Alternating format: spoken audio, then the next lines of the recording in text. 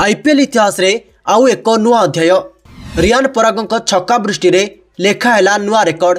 हाँ दर्शक बंधु, आईपीएल रे प्रथम खेलाड़ी भाबे राजस्थान रॉयल्स रियान पराग 6 वैध बॉल रे 6 छक्का मारी इतिहास रचिछंती। कोलकाता नाइट राइडर्स विपक्ष मैच रे से ही सफलता हासिल करिछंती। वास्तव में से मोइन अली प्रथम बॉल सामना करनथिले एवं यहा परे ओभर रो बाकी 5टी बॉल रे छक्का मारिबा सहित वरुण चक्रवर्ती ओभर रो प्रथम बॉल रे छक्का मारिथिले एवं एही परि भाबे 2 ओभर मिसाई से 6टी बॉल रे 6टी छक्का मारिथिले एवं चतुर्थ खेलाड़ी भाबे पराग टी20 क्रिकेट रे 6 बॉल रे 6 छक्का मारिछंती। तांको पूर्वरु भारतर युवराज सिंह, वेस्टइंडीज रो किरण पोलार्ड और नेपाल रो दीपेंद्र सिंह एही कीर्तिमान स्थापन करिछंती। अवश्य एही 3 जण खेलाड़ी गोटे ओभर रे 6 छक्का मारिथिले, किंतु रियान पराग 2 ओभर मिसाई 6टी बॉल रे 6टी छक्का मारिथिले।